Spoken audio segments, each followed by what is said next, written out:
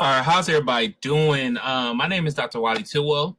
I currently teach at Wheeler High School. I formerly taught at Pembroke High School last year. I taught AP US History. And what I'm going to do today is just give you guys an instructor perspective on how to use AP Classroom. And what I did last year was pretty successful with AP Classroom, where we saw about 10% increase in our scores. And I really focused on the online platform, and I really didn't use anything outside of AP Classroom. So this digital classroom here will be available to anyone that wants to use it. And the video that I'm actually recording right now will be placed right here in this little spot here. The first thing I want to do is really kind of allow you to hear some feedback from students, because I think that can be one of the most beneficial things we can do as far as when we're trying to decide, hey, do we want to use this or do we not want to use this? So let's hear from some students that took my AP US History class last year. Tell me the things that you guys appreciated, the things that you did not like about AP Classroom, and in what way you think the AP Classroom, when we used it, helped maybe get you guys ready for the AP exam. I think AP Classroom. No, you can go. Ladies first. All right. I liked it because I felt like it was very organized. Like there were certain window tabs for each assignment, and it had dates. That's why I liked it. Okay. I liked it because it allowed you to like practice for the AP exam with like the DBQ, the F, like those type of questions that would be on the AP exam. It helps you really get more practice. Okay, thank you. Yeah, I totally agree with Morgan said. It pushes you out of your comfort zone of in-class testing, because it gives you questions that you're not really used to and are more likely to be on the exam. Okay. What was something you would like for me to maybe do differently or be done differently with the use of AP Classroom? Maybe we could have like went over some questions like more. I really didn't see anything wrong with it. I thought like a breakdown. Okay. So you like kind of like basically like you have one sentence questions to break down like how to answer. Like I guess more of what we did towards the end of class before we have to leave, like that. Like how I gave y'all copies of the test and we had to break down the ones we missed and why, like more of that. Yeah. Okay. Destiny, what were you saying?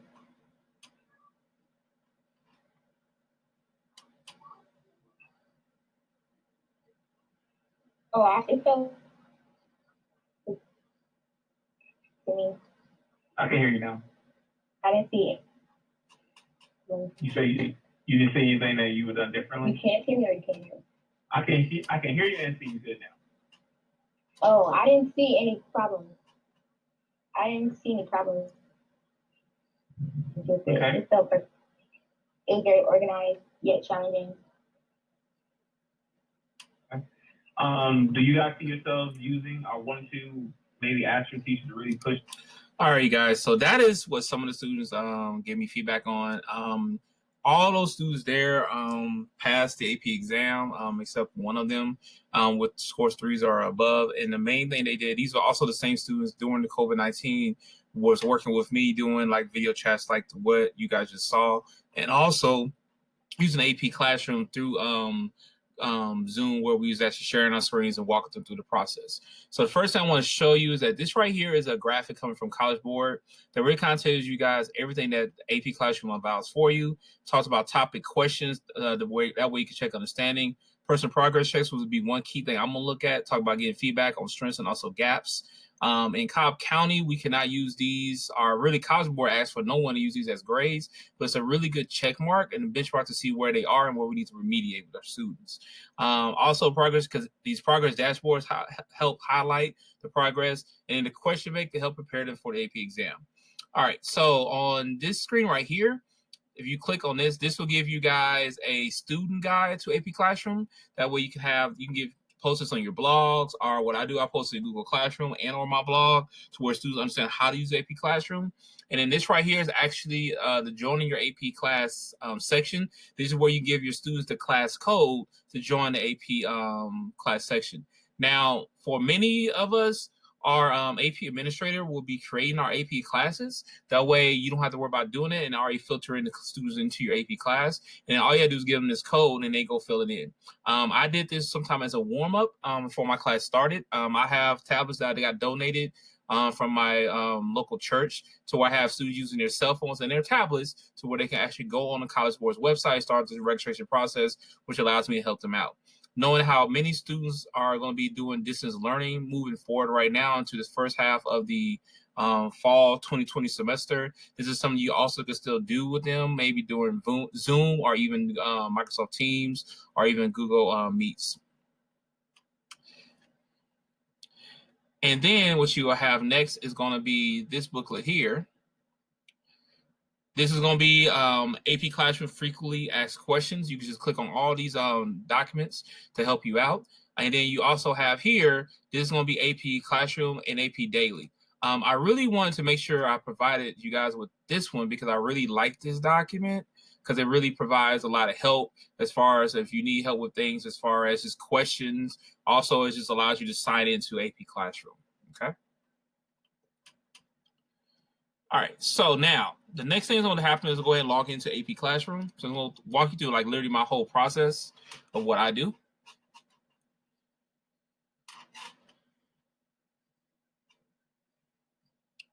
So I have all my passwords and everything saved on my home desktop and also just in my Google. That way I don't have to keep remembering passwords. I know like a lot of you, passwords are something we forget quickly. So I try to do a little bit better with that. All right, so they reconfigured a lot of the things as far as AP Classroom. Last year was really it was some issues. I really liked it because I'm really used to using like things like Canvas for when I taught online. I also remember the time that we didn't have AP Classroom. So this is a really good stop shop to whereas everything available for us is there for us, okay? So now here, if you just logged in like I did for the first time this semester, it says that the AP course auto renew deadlines will be October 15th. You can see that for more details. Here's my class. Again, I taught AP US History, progress checks, view join code for one section. This year, I am actually not teaching AP US History. So what I did is I created a section. So what I want to first do is show you that. And it also tells us the exam day. As of right now, it'll be May 6, 2021. All right, so if you that big booklet that we always get as far as AP exam, that's all digital and it's right here by using this link right here. So let's go ahead and show the code. So this right here is my join code. So if you go back to the document I gave you guys right here, what you would do here with this document is that you would actually go ahead and open this up. Show it to you right now. And what you would do is that I would actually put this on my board in my class, or if we're doing it Zoom, beginning of semester, I'll copy and paste this in. And the students will just write down the course, AP US History, the code right here. And this literally gives them a step-by-step process of how to sign up for AP Classroom. I would really suggest if students are taking more than one AP class to use this one document and maybe talk to maybe all the other AP teachers in your school to where you guys come uniform. That way students are not walking around with like 500 of these documents and you can really only use one. Okay, so that helps out with that. And just to go back to the AP Classroom and AP Daily, I'm going to go back to this document to show you guys this. All right, so then this is really the place where you can sign into your AP Classroom. Also, you have unit guides that's going to be available, topic courses. Just kind of give you the 411 of what AP Classroom is. But this link here is ready for you guys to use just to sign in. So let's go back to now AP Classroom. All right, so what I want to do now is go ahead and click on to go to AP Classroom.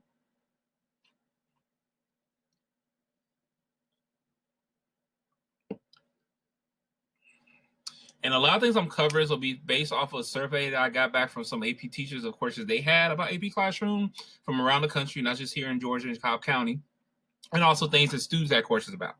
So first thing you're going to know is when you walk in, you'll see, okay, this is where we can view our AP exam questions. So let's say you actually had like all those different DBQs, is where you actually can click on and pick these up. Now, the one thing I will say about AP Classroom, one thing I am really being hard on myself about when I used it last year is that I make sure that I have a procedure in my class where students have to park their cell phones. I send home a waiver for that at the beginning of the class period. And then anytime I ask students to park their phones, there's no cell phone use at that time. Therefore, students can not record or take pictures of anything that we're using in the class, particularly doing stuff with AP Classroom. And in a second, that's going to come very important. So let's go ahead and look at this. This is going to be the overview of the overall course. So you want to get the exam and course description, you click right here. For AP US History, we have 9 units or 9 periods. Now, first I want to say is talk about this right here where it says instructional periods. All right. These instructional periods, it says approximately 8.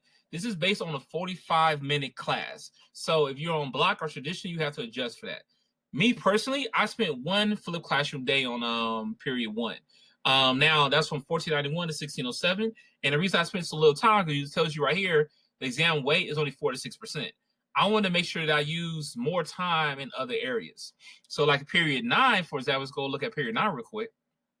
Also 4 to 6, approximately 8. I spend maybe here about 3 days of flipped classroom. Now, if you're not sure what a flipped classroom, that's basically where you modify the class to where the students use either videos. I use a lot of near positive vocabulary videos to where students go learn the material outside of the classroom, maybe at home, and then come in class. We might do like a GimKit game or something of that nature just to make sure they got the material. If I have a score average above 80%, we move on to the next period, and now remediate with those students that need that extra help.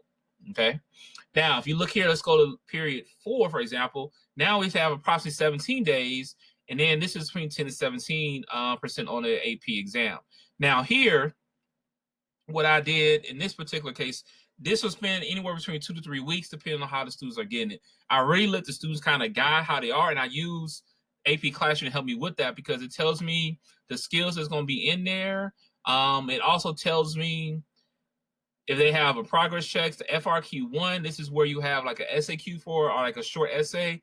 The FRQB, sometimes we have your DBQs or LAQs. This is specifically for AP US History, but it has similar for various different classes as well. Okay, so that's what you see when you get home. Now, progress checks. Now, please mind you, because I have not given any progress checks since April of last year during the COVID-19 school closings, I have nothing available. What I did do is create that. Remember, I told you I gave you that code earlier. This is for the AP demo class. Your stuff will show up right here. Says the start date, the due date, the status of how many students you have in there. This right here. Now, let's say if you want to preview your quiz, you click right here to preview your quiz. Now, let's say you have a student that needs to go back and retake a test. Or let's say you want to administer this test to your students. All you gotta do is click right here. It says unlock. Now, I can honestly say I do not recall because it was such a long time ago, and I'm not able to do that now. I'm gonna go to my materials I did last year. But when you unlock the quiz, I would suggest always make sure you record the grades. That way you know what's going on. And I'm talking about how you can see the grade on a scale of 1 to 5 with the usual, as far as AP US History scoring scale. And then I know all of our tests are scored from 1 to 5 anyway. I'm saying what's the numbers need for that. Okay. So now let's go here to, you click right here, it says results. As you can see, we talk about the 2021 school year. It still shows Pembroke High School. That's where I last taught AP US History. But let's go back to the 2019-2020 school year, which is where you start seeing some of my materials at. And this is mainly going to be showing results. So first thing I want to make sure I show you, the color designation.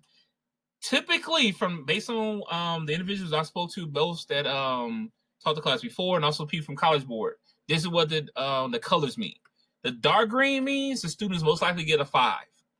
The light green means a 4. The yellow, let me go to another one too. The lighter yellow means a 3, whereas the darker yellow means a 2 or 1. Okay, so when you look at this, you got to remember the AP exam is not graded, but it is actually scored. So students can miss answers. You want to really see a lot of these colors here. That means that most of your students are doing it. Now, if it's in gray, that means the students didn't do the work. And if you look here at the date, March 16th, this was right before here in Georgia and in Cobb County schools, we let out because of COVID-19. And that's when I started seeing some of a drop in some of my engagement. But it was still kind of up and down regardless of what time you did it. But the beginning of the school year, they was all really on it. Now, sometime we did these assessments or progress checks in class. Sometimes we did them online. And I'm really glad I did it online because it allowed them to get used to typing in the system. So let's go ahead and look at first a multiple choice test. If you notice here, I set a time limit of 40 minutes. I set a due date. Now, what happens is that if they go after this date, they're not going to be able to take the test. So that way you can actually really stop, and this is where they come back to reopen it. You also can see the start. So I gave them about a day to do this one. And all my students sign waivers as far as understanding they may be videos, things of that nature. I also ask them. Now, this is some vital information for me as an instructor. Your class average. The same thing we're talking about with the colors. The greens are good, the yellow's okay, the darker the yellow is bad. I saw right here, okay, my students really understood the New South. And they also understood the role of government in the Gilded Age. And when I gave them a test, they did very well there. However, the rise in industrial capitalism and also the politics of the Gilded Age, they did really bad on. So this is where I went back and remediated. And I use this data here to help me out with that. If you click here, it tells you who did it, who did good. And what I would do here is that I would use these questions. Let's say question number 9. I'll click on that. I have one student here did well. I have some students that didn't do so well. I click on question 9 in this case here. It's going to bring up the question. And we'll put this on the board. I'll put this on my Zoom. And it tells me the answer. Now I'm going to go through, okay, now we're going to just break down the question. Now, now we all know that typically in the AP classes, and it's also on the test, you might have one stimulus question, particularly for the history classes. They may count for 3 or 4 questions. I'm going to show you how that looks in a moment. But right here, I'll have the students that actually got the question right walk us through how did you understand this question? How did you get it right? And then I might have 1 or 2 students come back and say, okay, did that help? Why do you think you got the wrong answer? Was it confusing? That also gives you the reason why the answer was correct too. So that was really good and helpful to you as well. Okay, you click here where it says students. All right, what I like to see here, I want you to focus on, is going to be really the time. See here where the students only have 40 minutes. Now, some of us really are concerned with the idea of cheating. Well, a student here took over 200 minutes. 2 things could have happened to them. Either they cheated or they have computer issues, because once they start the test, it's going to stay open until they complete the test. But this gives me something to have an idea to base off when we have a conversation about it. And again, I never use this as a grade, but like I told the students, I use this as a way of understanding where to remediate. Okay. Then you also can see here the greens, of course, mean they got it right. The pinks or reddish color means they got it wrong. And then no results mean they did not take the assessment. Okay.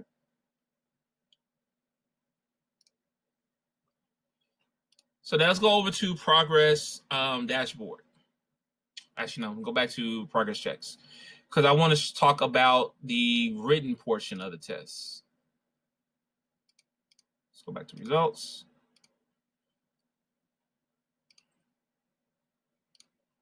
Okay, let's let this load up. All right, so now let's talk about this FRQ. So I click on this right here. Same thing, it tells me, okay, what parts of the argument and where they got points at, things of that nature. Tells me how they scored. Now, again, I graded these, but it tells me where they came into play at. Again, here, this case here, 10 people did not do it, where I have majority of my class that actually did do it. Let's go to students. Okay.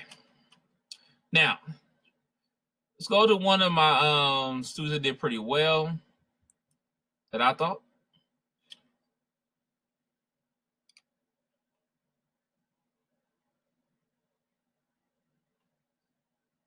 All right, so let me tell you how this breaks down. So it tells me like right where they are as far as the score. Tells me how long they took to compare to how long it took them to actually complete the assessment. This is vital information. They took 94 minutes to write, 50 minutes given. Well, when you actually look at the test, you'll see why. This student here wrote a full paper. Now, what I usually do with my students, I had to really break down the paper to where they get it based off their points. All right. So this is the feedback that I gave the student. This is what I typed in. Okay, ladies and gentlemen. So when you're giving back your feedback, you can actually type in information. This right here, this section here is where I, as an instructor, gave them feedback, gave them ideas like what they should do. I also embedded links in there to help them out. I taught at Ashford University, so I gave them links for that because it's really good about quoting and paraphrasing. So this is really good to give them that feedback. Also, I will give them to them on video sometimes, but we do this one-on-one. If a student scored over here in the yellow, I will actually have them come in here and read the feedback to me to make sure they actually read and went back in on AP Classroom to do this. Now, I have heard various things where some students said they did get notified that I left them feedback. Some other students did not. So what sometimes I would do is an exit ticket right before an exam. Okay, everybody jump into AP Classroom. Let's review the feedback that I gave them. It also breaks down the rubric as far as where did they get their points, where did they not get their points. Okay. In this case here, this was what in AP US History, what we call an LEQ. Then go to the student response right here. Now, this is going to be the actual student's paper. And again, this was a godsend because for the 2020 administration, they had to do their paper online anyway. So my students had a lot of practice in typing their paper. Now, she took about 94 minutes, a little bit, almost like an hour and a half, and you notice she wrote a full paper. Okay, so that's one thing that probably took her a little bit longer. We talked about that as far as trying to be really condensed and really do well. Now, very happy with the student because she scored extremely well on the AP exam, and her DBQ was not this long. So the work that we did with AP Classroom definitely helped her out. You can see where I scored her the points at right here for thesis and conclusion, contextualization, evidence in the documents. Also, just where she did not get evidence beyond the documents, also analysis and reasoning. So again, this is all practice. It's not counting against the student's grade, but it's a good place to do it. Now, right after I did this, at the very end of the analysis, I can't do it now, is where you was actually able to type in your feedback. I think this is vital because our feedback to the students is very important, and this software allows us to do this. A very good LMS for that, okay? Now, here's another cool thing. So you go back to the assessment. So let's say I want to give, when school start back, I want to give the period 1 or unit 1 multiple choice test. MCQ means multiple choice quiz or questions. Here's all the questions I can look at. If you notice here, 1, 2, 3, 4, 5, 6, 7, 8, 9. That means this one prompt will be for questions 1 through 3. Okay. I can flag this if I see some issue with or as a question I really like. If I click right here, this is a scoring guide. Now, I thought the scoring guide was awesome, and it's something that I actually use. Again, this is the time where my students had to park their cell phones, no videos, no cell phones, make sure there was nobody leaving the classroom. And what I did is I broke them up into groups based on who students that got it right and got it wrong. And they had to go through and analyze these answers and make sure they understood why the answer was right, why the answer was wrong. So this is a hard copy of the multiple choice test if you so wanted it. Now, if you wanted to assign it, you click right here where it says assign. Now, this is where you go into it. Now, students can see the results. I always put it here after the scoring because I want them to go back and see the results because it helps them stay honest, also helps them with their learning. We have something embedded in our classroom that says on your grade where you actually have to tell me why you got the answer right, why you got the answer wrong. I always want to scramble the questions. That way, you know our students have group chats. They don't actually type in, okay, everybody will type in A. Now, enable lockdown browser. The students will have to download Lockdown Browser, which means once they start the test, you're not going to be able to move to another website. In most cases, it is free, but it is optional. So you want to make sure that all your students have Lockdown Browser on their computers, or if you're using the school's computers or your school's or institution's computers, they have Lockdown Browser before you click this. Otherwise, you have students not able to take the test. Timer. This is where you can give your students how much time you want them to have or how little time you want to have them have. Okay. The due date. You can mark your due date and time. Once that due date and time hits, no student will be able to take the test. You have to unlock it for them. And you also get to start the start date for your test as well. Okay. Now, if you click here for help, you can do that. If you click here for accessibility to make sure who can get access to it, who cannot. As far as changing the color scheme. Now here, this is very important too, as far as the scoring and details. Make sure you review this because this tells you more details and information about what kind of question it is, what kind of source it came from, historical development, did it come from a set, the theme, the question type, what unit it's from, and there's also historical thinking skills being used. So there's valuable information there. Now, let's say you want to use a FRQ part A. This is for most of the history classes, particularly AP US History, because that's the only one I have access to because that's what I taught. Now, you have two options here. I would really suggest having the students type it in because that way it gives a very strict time limit. For this SAQs, I never gave my students more than 10 minutes. That's just very strict, very time. That way they feel the pressure and they get used to it. I play a lot of sports. I practice jiu-jitsu, boxing, and judo right now. Anytime I get ready for a tournament, I always put myself in a very high tense situation, whereas that when I go out and actually compete, I feel more relaxed. The same thing with our students now. It's going to be hard for them in the beginning, but as time goes by, they find themselves to be more relaxed. And that's one thing my students really gave a lot of props about, that they felt they was always stressed. during class, but then when they got to the AP exam, when they only had 45 minutes to write a DBQ, they were very comfortable because by the time they end the class, all I gave them was 40 minutes to write a full DBQ. So that's something you might want to consider as well. You still have this box here where you can click where it says high scoring and details. Oh, excuse me, not high, but it talks about the scoring and details. And then you also have two options here.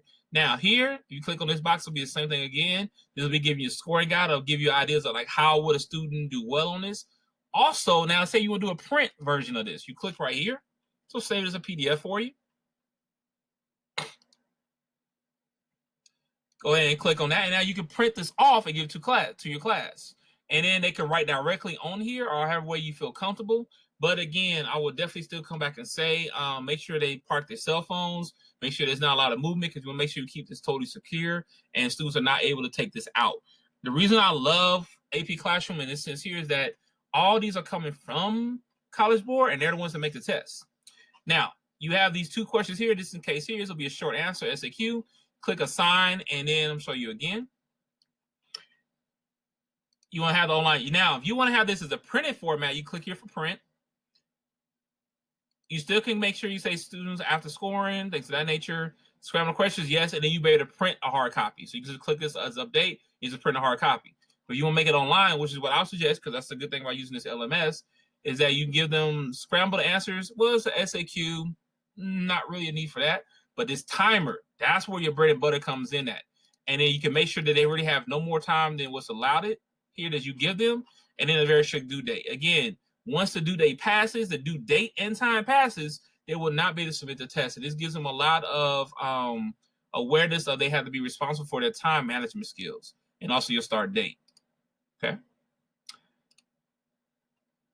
Now, let's go ahead and look at FRQB. Typically, this is going to be like a long essay question or a DBQ.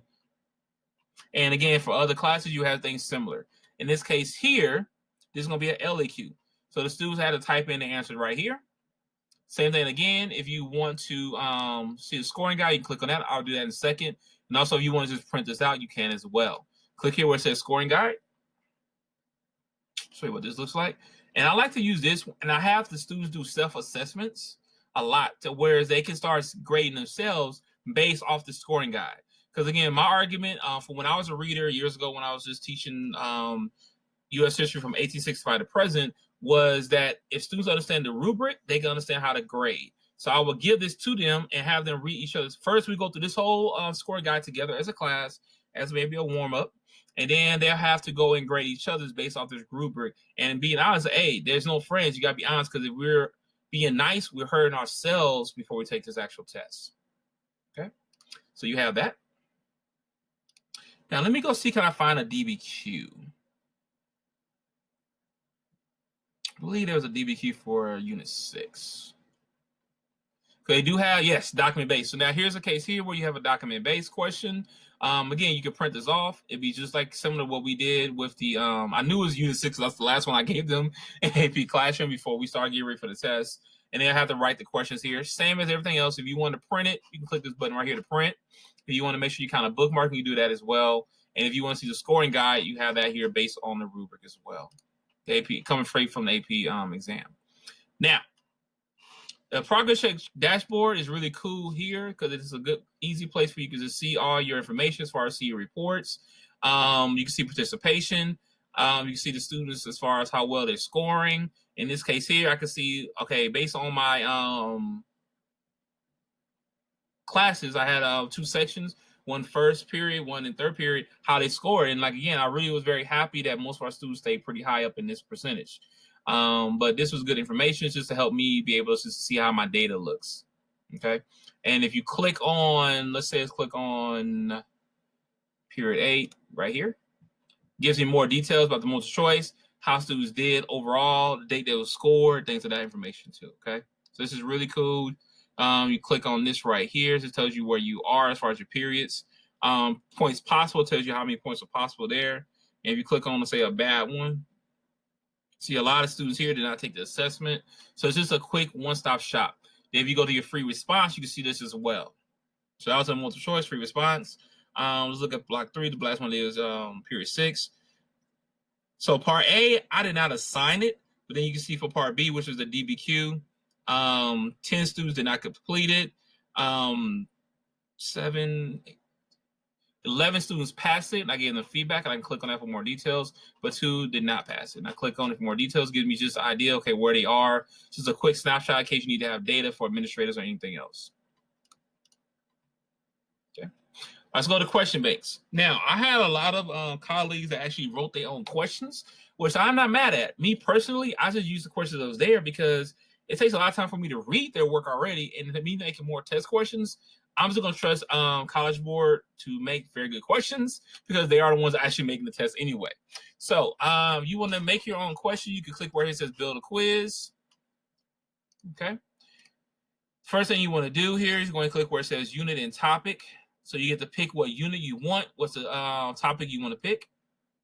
Historical thinking skill you want to focus on. The purpose of the assessment as far as, okay, AP exam, practice exam alignment, you want to make it very high towards it, low. So basically here you can use a test bank to make your own test right here. The learning objective, the theme focus, the question type. This is always question. Do you want a LEQ, DBQ, SQ, or multiple choice? You can do that. And also security. Teacher use only or public aware. If it's teacher use only, you want to make sure that these are tests you give in your classrooms. It's very secure. No cell phones, no anything like that. Or if you want to just author your own test, you click there for author your own new question. And you can just have at it. You might want to make sure you click here where it says add a passage or stimulus. Then you could click here where it says preview question. I have actually not used this because I actually really find the test that comes from AP Classroom very good. But if you want to compose your own test question, it's just a standard modality of how you create a question. And then you can click the preview and you give it a name and you can publish it. Now you have that in your test bank. Now, yeah, I want to go on. Now, all your assessments, you just have that right here as far as the different, these are all the different types of assessments that's coming from College Board you can pick from. And then also here is where you have your results as far as like how the students did and things of that nature. I have nothing to show right now because again, I didn't really do nothing out of this. The main thing I used was everything out of their progress checks. And I wanted to make sure I really just kind of focus in on this. So if you got any kind of questions, always don't feel lost. There's tons of YouTube videos that really started getting pushed out once COVID-19 hit and a lot of schools closed. But you also click here where it says help. The fact sheet that I gave you in my sheet, AP teacher guide to AP classroom, the student guide, tutorial, and then you can just email them and get some information back too. So that is really all I really have. You also got here the professional learning. Yeah, I can leave that. I'm fine with that. In case you want to learn more information about AP Classroom, you can use this as well. All right, so it just tells you about all the resources you have here. You can click on that. So let's click on the resources, for example. You got the biography, you got different additional period 1 questions. Let's click on that real quick, just so you can see what it looks like. So take you to another website. And here are short answer questions for period 1. Sample questions you guys can use as well. Again, it's all here. There's nothing else that we need to really do. Is kind of gives it to us, make it kind of like a one-stop shop. Strategies for analyzing secondary sources. You click there, and it actually gives you a pretty good website that talks about, hey, this is some things you might want to consider as far as trying to help your students analyze these sources. Okay. And you have that for all of your periods. In my case, it would be 9 periods. But regardless of using this for history, science, math, foreign language, or the research methods classes, for example, the setup of the AP Classroom is still all very similar and pretty much the same. So I really hope that this was helpful to you. I hope that you found this entertaining, I guess you could say. And if you have any kind of questions or anything like that, please feel free to email me or ask me any questions on my YouTube pages. Peace and blessings. Stay well, stay healthy.